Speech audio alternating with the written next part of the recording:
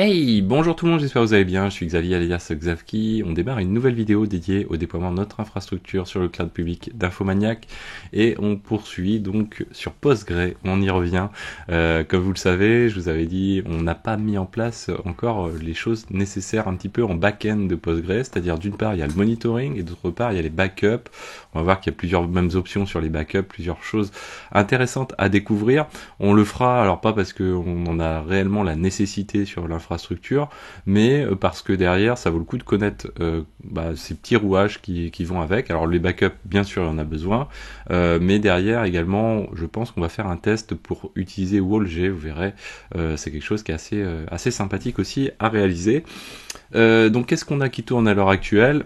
On se replonge dans ce qu'on a, donc on a notre Mattermost qui fonctionne, j'ai mon Grafana à côté, ici j'ai mes deux services PostgreSQL, donc dont le PostgreSQL Primary qui me permet de savoir qui est le primaire et celui qui est utilisé par Mattermost finalement. Derrière donc, alors je sais plus si on avait fait lors de la vidéo le test, mais faites-le, de stopper et stopper un Postgre, redémarrer le Postgre de l'autre côté et faire retourner Mattermost, il me semble qu'on l'a fait. Et donc aujourd'hui on va s'intéresser à PostgreSQL Exporter, à la mise en place d'un dashboard qui va avec et à la mise en place d'alertes qui vont avec. Pourquoi ? Alors déjà on a un premier niveau de check au niveau de Postgre, c'est le niveau de check consul qui désormais, depuis qu'on a mis en place tous les checks consul automatiques, est pris en compte. Donc est pris en compte à la fois le check du primary finalement, mais surtout le PostgreSQL aussi ici qui est pris en compte. C'est-à-dire que si le port 5432 sur le TCP ne répond pas, ça veut dire qu'il y a un problème d'un point de vue consul, on va dire, donc ça reste très macro. On pourrait aller plus dans le détail avec des checks consul.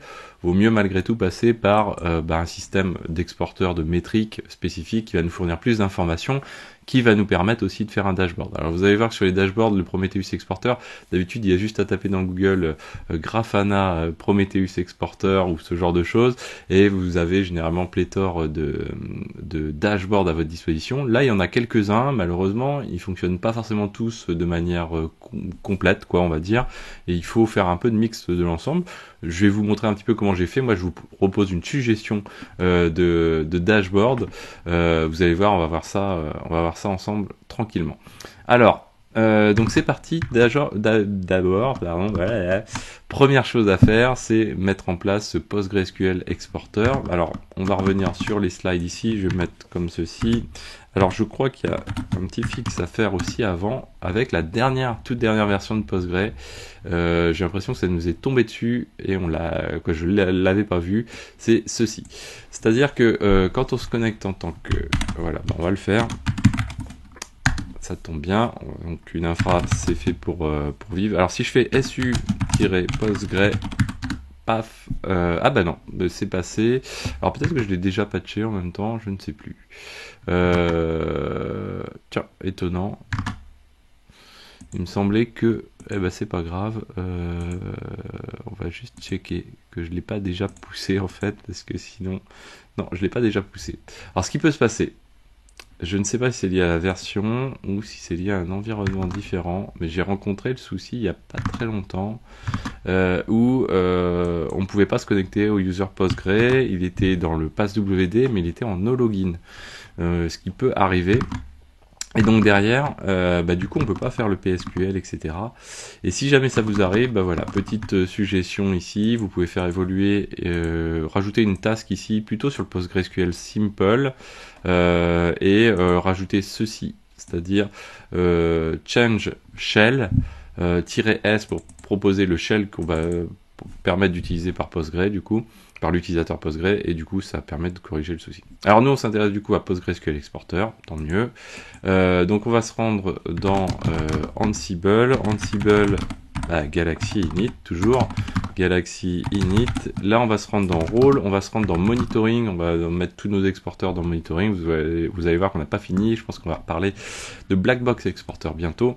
Dans Monitoring, et là, donc, on en a quelques-uns. On va rajouter PostgreSQL. Alors, attention, nuance. Moi, je l'appelle PostgreSQL Exporter. Formellement, sur le binaire qui est utilisé, c'est PostgreExporter. Et sa petite incidence, c'est que derrière, surtout, faites attention quand vous récupérez le binaire, etc.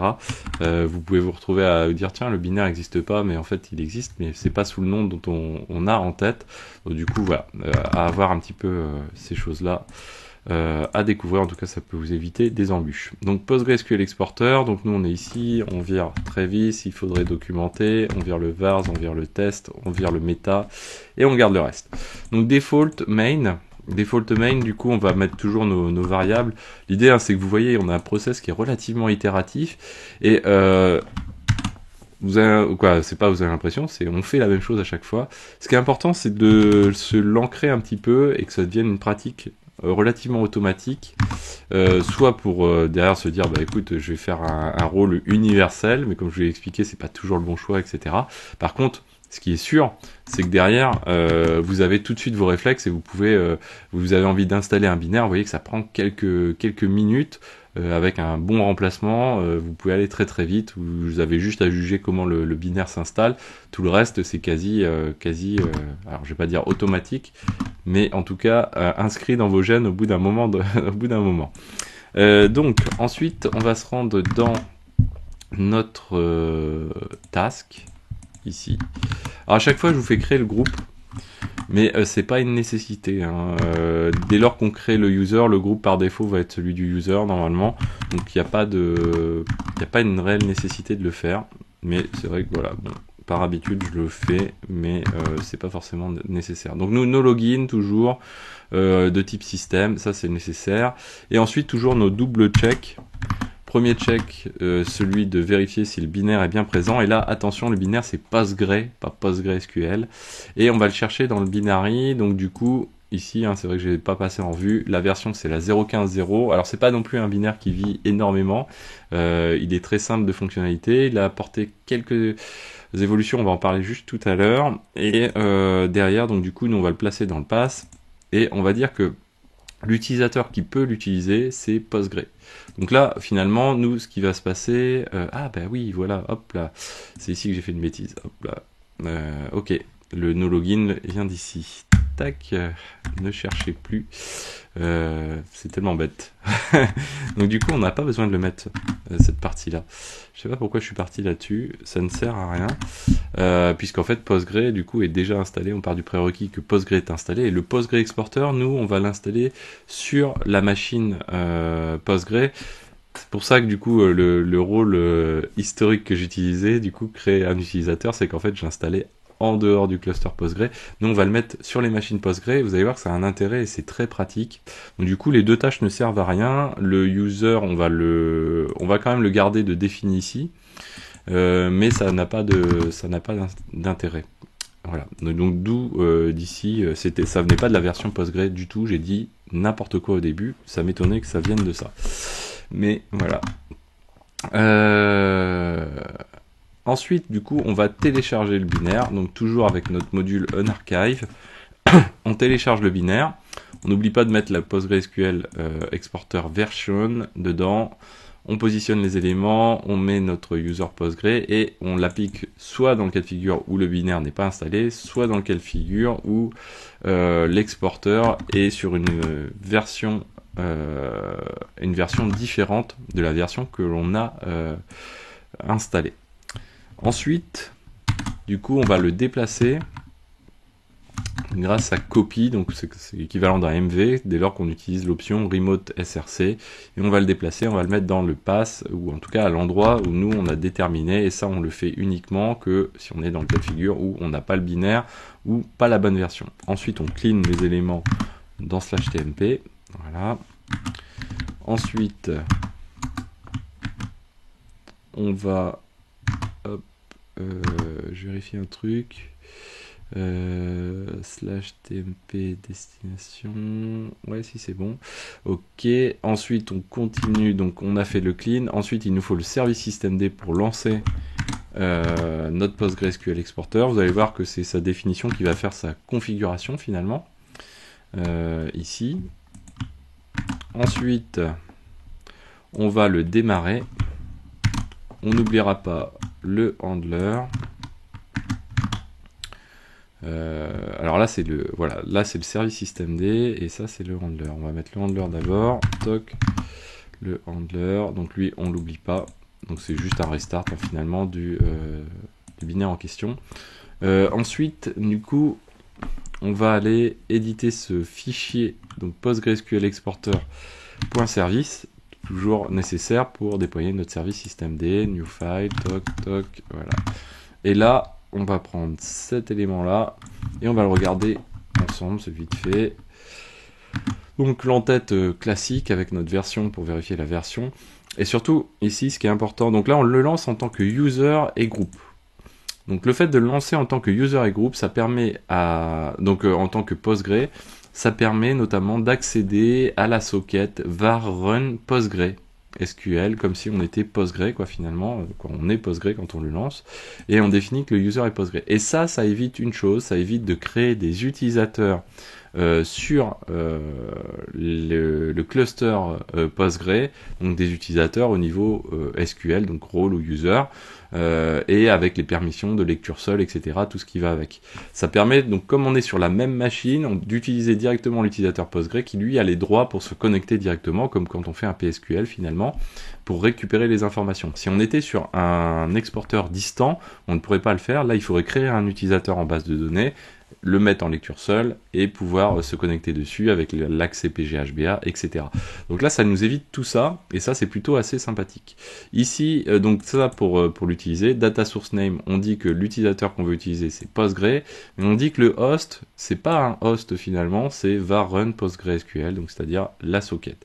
On disable le SSL et on part sur Postgre exporter, pas PostgreSQL surtout. Donc ça, c'est important. Et une fois qu'on a fait ça, on est pas mal. Ce qu'il faut, c'est par contre aller scraper et récupérer les métriques. Donc pour ça, on va se rendre dans notre rôle VM Tools, où on a notre VM Alert, la configuration de notre VM Agent, pardon, notre configuration de VM Agent qui va récupérer les informations. Donc là, on va se rendre dans Template, vmagent.yml, et je sauvegarde. Donc du coup, je vais mettre un job name qui s'appelle PostgreSQL Exporter, plutôt pas mal. Ensuite, on va dire qu'on va se baser sur console toujours pour récupérer les informations, et on va dire que nous, le service, c'est PostgreSQL. Alors, surtout pas PostgreSQL primary, parce que sinon on va récupérer uniquement les données du primaire, et ça, nous, c'est pas ce qu'on veut. Nous, ce qu'on veut, c'est aussi pouvoir surveiller le secondaire pour vérifier, par exemple, s'il fonctionne bien, etc. Donc ça, c'est important. Derrière, on fait un relabel et surtout on change le port. Là, on va être en écoute sur le 91-87. Donc du coup, on part dessus. Ensuite, donc là, c'est autre chose. Donc du coup, on va pouvoir adapter notre playbook avec ça. Donc rajouter ceci dans. Donc lui, on va fermer. Ça, on va fermer. Ça aussi et ça aussi. Donc du coup, si on repart sur notre Ansible, première chose, il faut faire évoluer le playbook ici.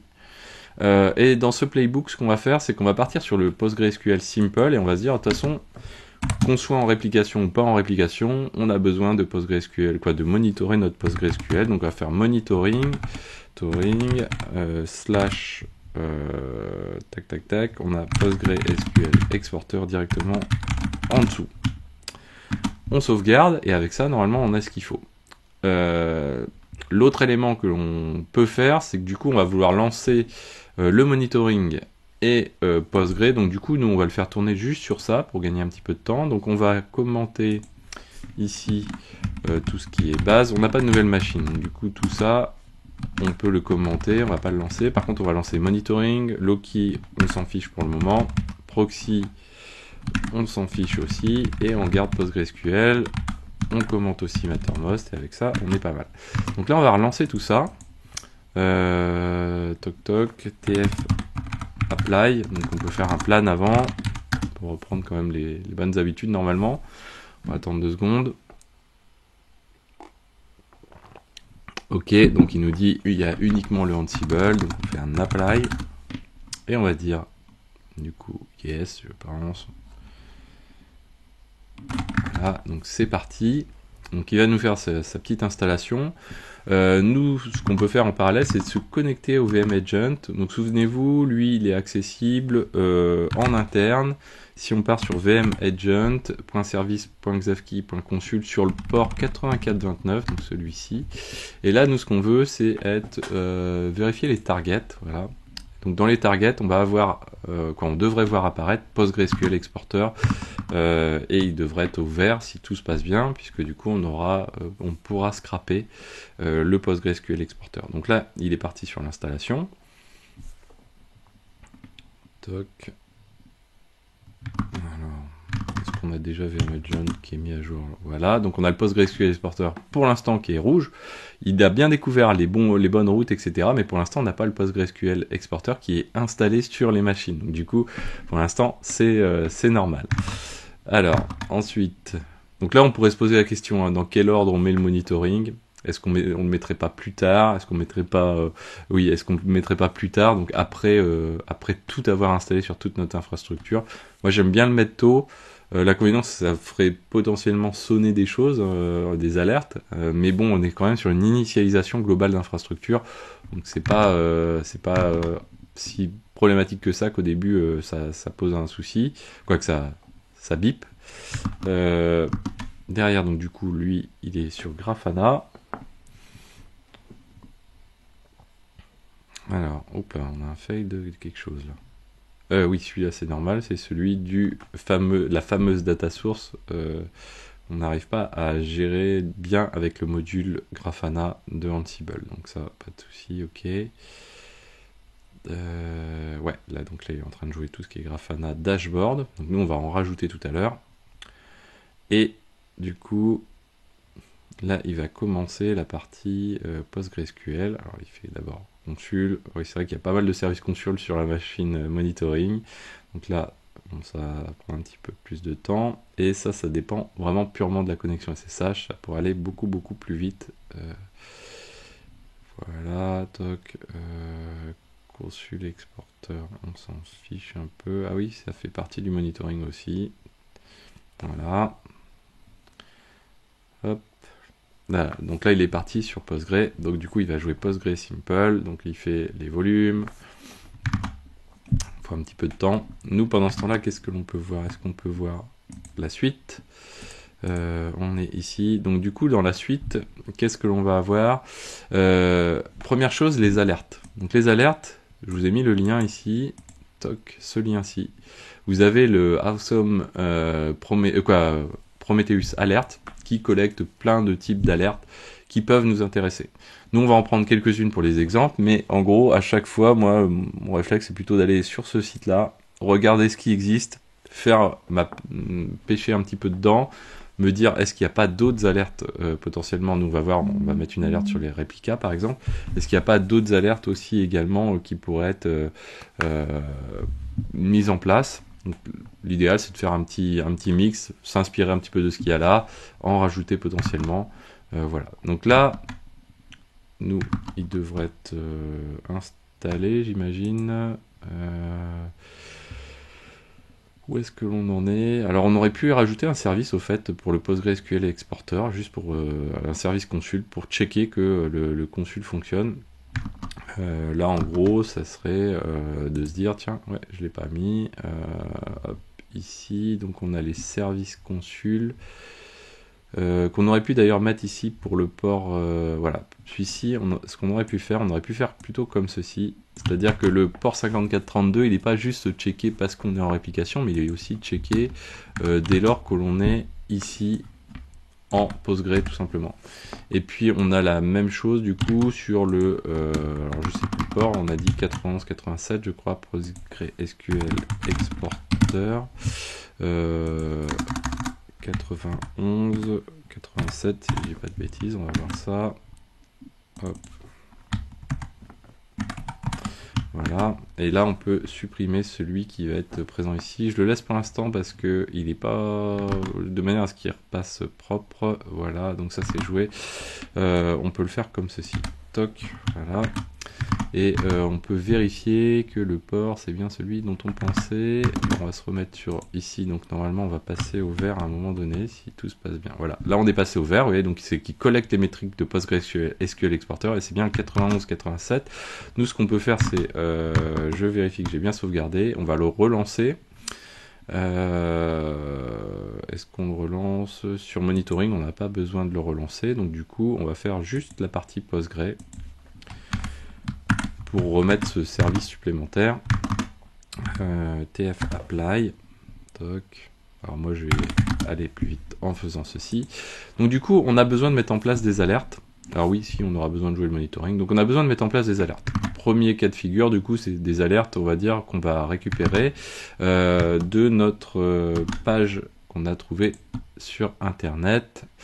On va se rendre dans Rôle, du coup, et on sait que nos alertes, c'est VM Alert. Donc du coup, on est dans VM Tools, File, et on a créé un répertoire dédié aux alertes. Du coup, on va créer un répertoire supplémentaire. On va faire un copier-coller, voilà. Toc, rename. Et ici, on va dire backup PostgreSQL, tout simplement. Ici, on va dire PostgreSQL. Voilà. Toc. Et là, on a des rules. Donc, du coup, on va les retrouver ici. Alors, moi, je vais en mettre juste quelques-unes. On va pas s'amuser à toutes les faire. Mais il y a celle-ci, par exemple. Donc, alerte. Hop, ici. Toc, on se place ici. On fait attention aux tabulations. Alors, on verra, il y a des moyens pour checker les règles avant de les pousser, en tout cas de vérifier que, en tout cas avant de redémarrer, que nos règles sont bien effectives. Donc là par exemple cluster down, ça c'est valable. PostgreSQL restarted, ça peut être sympa aussi de se dire attention, il y a un Postgre qui a redémarré et nous en plus en réplication ça veut dire des choses, ça veut dire que potentiellement il y a des soucis derrière. Bon, il y en a plein d'autres, hein. Showing error, query, ouais, ça c'est pas mal non plus. Il n'y a pas d'auto-vacuum, là c'est plus technique. Too many connections, ça c'est hyper important. Quand il y a trop de connexions par rapport au max connection, là effectivement après on se retrouve loqué. Donc là c'est important de le voir. Donc lui on serait plutôt même, alors là c'est du 80%. Donc là on est plutôt en warning et du coup on pourrait dire voilà, si on est à 100% ou à 95%, on peut être en critical,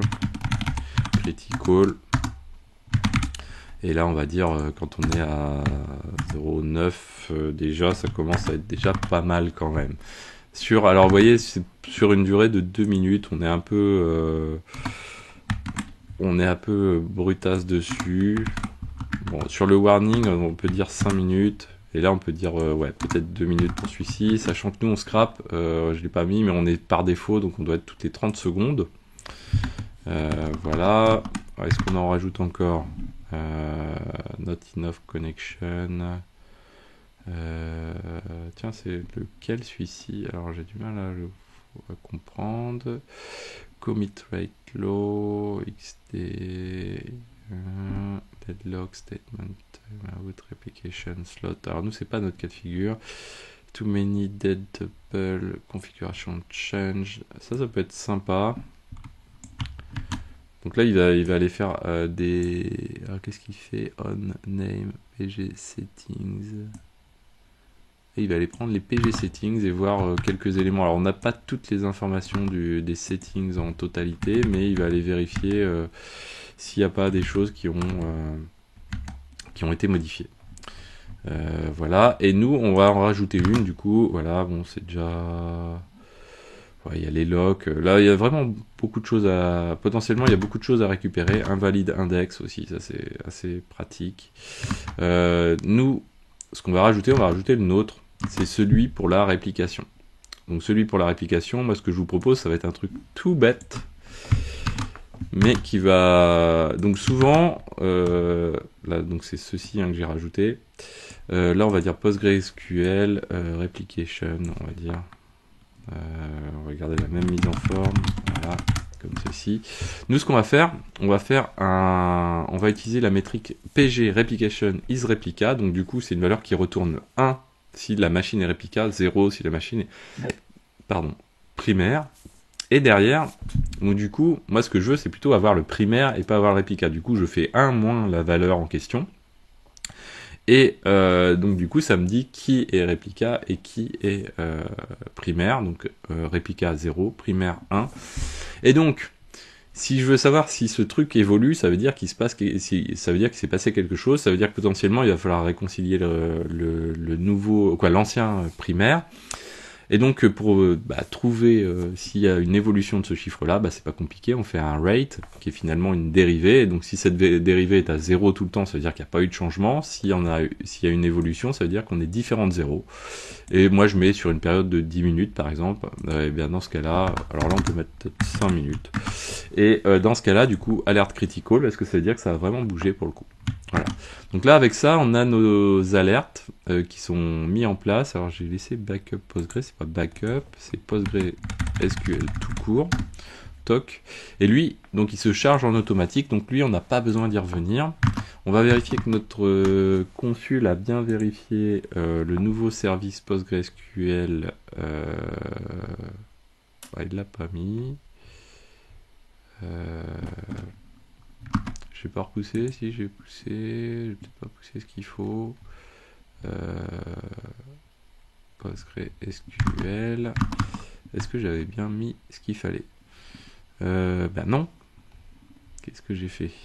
Il me semblait que je l'avais mis. Ah si, il est là normalement. PostgreSQL exporteur, TCP, consul.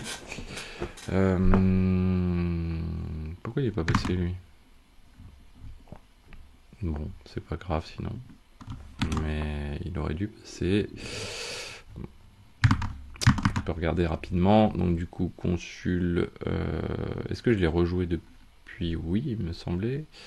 Réplication, on s'en fiche. Réplication, on s'en fiche. Et ici, non, ça c'est le. On est sur lequel? J'en perds. Non, voilà, on n'est pas sur le bon. On est toujours sur réplication. Réplication. PostgreSQL exporteur. Ok, simple.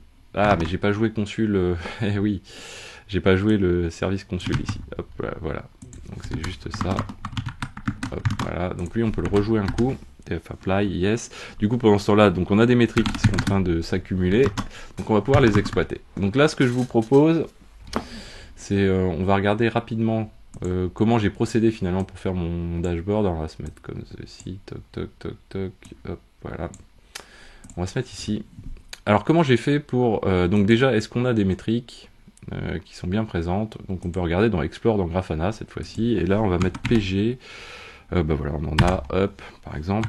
Voilà. Donc là, on sait où le is replication, is replica.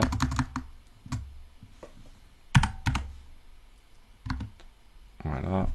Et là, on fait un run query, toc, on va savoir qui est réplica, qui est pas réplica, etc. Donc, on a bien nos métriques. Super. Donc, voilà, la première manière de fonctionner, moi, ce que je fais habituellement, c'est je fais Grafana dashboard. Et on va dire PostgreSQL, voilà, comme ceci.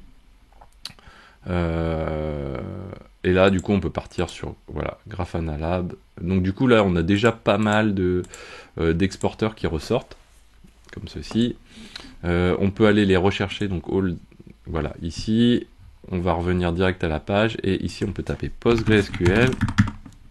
Postgre. Court. Alors attention, ça mixte, ces dashboards-là vont mixer, on va refermer ceux-là, ces dashboards-là vont mixer plusieurs sources de données, quoi, en tout cas des sources potentiellement qui ne sont pas Prometheus. Donc il faut vraiment vérifier qu'on est bien sur du Prometheus. Là, vous voyez, on est sur Prometheus. Ici, on a du InfluDB. Là, on avait du Loki, je sais plus où, ici. Alors ça peut être des choses qu'on va reprendre, parce qu'on récupérera bien sûr les logs de Postgre. Mais voilà, donc du coup...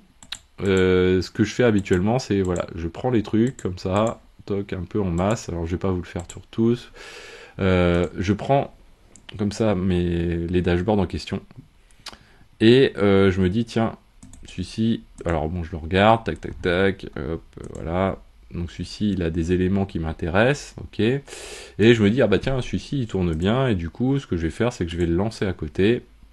Je vais me mettre dans ma home. Alors l'idéal, ce serait d'avoir un org séparé, une organisation séparée au niveau de Grafana en mode brouillon, on va dire, et puis un autre plus formel. Là, du coup, on va faire new dashboard. On va aller dans dashboard, toc new, import. On va lui donner l'ID ici. On va faire load. On va dire notre source de données, c'est Victoria Metrics. Et on va dire import. Alors là, ok. Là, on a déjà pas mal de choses qui s'affichent. Celui-ci, il tourne même très bien. Donc nous, ce qu'on va faire, c'est qu'on va, quand j'ai fait mon dashboard, ce que j'ai fait, c'est que j'ai été récupérer les éléments que je souhaitais. Donc comment on fait ça? C'est pas compliqué. C'est on prend le Grafana ici, on se crée notre propre dashboard du coup. New dashboard. Add visualization, on peut le mettre. Donc là, il va nous proposer l'assistant, mais nous, on s'en fiche. Et on va dire apply, voilà. Et là, on va supprimer celui-ci. Remove, pardon, voilà. Donc nous, Grafana, il a une fonction super sympa, c'est il permet de faire des copier-coller. Donc par exemple ici, celui-ci, on va faire hop, copie. On va se rendre dans notre nouveau dashboard, hop, ici, paste panel. Donc là, on l'a. Alors, c'est là où les embrouilles commencent. C'est que généralement, derrière, vous voyez ici, on fait appel à release, instance, et ce sont des variables qui doivent exister. C'est des variables qui vont nous permettre de pouvoir switcher finalement de serveur ou de release, etc. Donc c'est les listes déroulantes pour les gens qui ne connaissent pas, qui sont en haut. Nous, par exemple, sur release, ici, on s'en fiche un petit peu. Par contre, instance, oui, effectivement, on va vouloir faire une sélection sur les instances. Là, si je lance ma requête, il n'y a rien qui se passe. Pourquoi? Parce qu'il me faut des variables. Pour faire des variables, on va se rendre dans la petite roue dentelée ici, variable. Ici, add variable, et ici nous on sait qu'on a une variable du coup qui s'appelle instance, puisqu'on a vu que c'était $instance, donc c'est cette fameuse variable que je veux générer ici. Donc là, si on veut changer son petit nom, on peut le remettre ici en mode plus propre, et derrière on va dire que moi je veux récupérer cette valeur là à partir de label value, c'est-à-dire de valeurs issues de label, donc ici comme ceci. Et derrière nous, le label ici, on sait qu'on veut le label qui se nomme instance. Donc on va récupérer instance. Et là, je peux même filtrer un peu plus en disant, voilà, je veux des métriques qui sont PG, donc me baser sur une métrique qui va me fournir ce label-là, par exemple. Donc là, par exemple, on peut mettre data size, sous réserve que celui-ci contienne instance. Ça peut permettre, ce qui est bien, c'est de filtrer pas mal, parce que derrière, ce qui va se passer, c'est que plus votre filtre est large, plus il utilise le regex, etc., plus ça demande un peu de ressources de faire le calcul. Et vous avez un preview ici, et vous voyez qu'il nous affiche PostgreSQL 1, PostgreSQL 2. Ok, nous ce qu'on veut potentiellement, c'est pouvoir faire de la sélection multivaleur ou toutes valeurs confondues. Donc on va faire multivalue, on l'autorise, ou la case à cocher all qui permet de cocher toutes les values finalement. Donc là, on a bien ça qui va apparaître dans notre liste déroulante. On fait save. Voilà, là on peut committer, on pourrait mettre un message, etc. Et vous voyez qu'ici on se retrouve bien avec une liste déroulante, le 2, le 1, et du coup ça va se mettre à jour directement. Alors attention, quand il y a plusieurs versions comme ça, si on en a plusieurs, ça va rien nous donner de génial, sauf si on prévoit que celui-ci s'affiche en mode plusieurs également. Hop là, on va passer comme ceci, voilà. Donc ça, nous, je l'ai répété plusieurs fois. Où est-ce qu'ils sont mes dashboards? Voilà, ici. Donc ensuite, j'ai été récupérer par exemple le start time. J'ai fait pareil, copie. Ensuite, je l'ai collé, toc, comme ceci. Ensuite, je suis allé dedans, éditer. J'ai regardé qu'est-ce qui clochait. Ici, c'est la release toujours, ok. Du coup, on va faire run. Là, il nous affiche pas les éléments. Start time, pourquoi? Alors, on n'a peut-être pas de start time tout court, hein, à vérifier. Ça dépend vraiment de l'exporteur, de ses versions, etc. C'est étonnant qu'on ne l'ait pas quand même. Yes, des fois. Oh, tiens, c'est étonnant. Parce que je crois que je l'ai récupéré. On va voir tout à l'heure mon dashboard, ma proposition de dashboard. Là, la manière de vérifier, ça serait de tout simplement se mettre... Est-ce que je l'ai là? Je ne l'ai pas là. De se remettre sur notre Explorer de métriques Grafana. Ici, Explore. Toc. Toc. Run. Bon, il n'y a pas de métrique. Donc du coup, celle-ci, on ne peut pas la récupérer, en tout cas pas sous cette forme-là. Mauvaise pioche. Donc du coup, discard, on va la supprimer. Remove. On a le current fetch data. D'ailleurs, voilà, on voit celles qui ont des vraies valeurs. On a ensuite les paramètres, etc. Donc bref, une fois qu'on a fait ça, ce qu'on peut faire, c'est quoi? Ce qui se passe, c'est qu'on aboutit après à un dashboard. Je vais vous faire la suggestion qui est finalement la reprise de celui qu'on vient de voir, plus d'autres éléments que j'ai récupérés à côté, plus d'autres mises en forme, plus le isReplica en plus, et quelques autres éléments. Donc du coup, si je l'ouvre comme ceci, on va faire dans le répertoire de la vidéo 67, du coup, vous retrouvez ici la suggestion de dashboard. Si j'ai bien fait les choses, voilà, toc. On va se rendre du coup dans notre home, dans nos dashboards ici. On va faire du clean parce que du coup, tous les autres on n'a pas besoin. Postgre, lui, on s'en fiche. Delete, delete. Voilà. Et là, on va faire new. New dashboard, import, hop. Et nous, on importe le JSON de cette manière-là. On le load. Ok, il nous dit que c'est Postgre, import, hop, import. Et voilà. Donc là, on a quelque chose qui tourne. Donc là, il est fait pour 1 heure, mais si on réduit, on va avoir quelque chose de plus complet encore. Donc là, on a la version, comme on a vu tout à l'heure. On a le start time. Là, cette fois-ci, ça marche. Je sais pas pourquoi. Alors, je pense que c'est la métrique qui était prise, qui n'était pas la bonne, parce que les dashboards ici ne sont pas mis à jour. À savoir qu'en plus, sur Grafana, il y a une mise à jour sur l'utilisation d'Angular.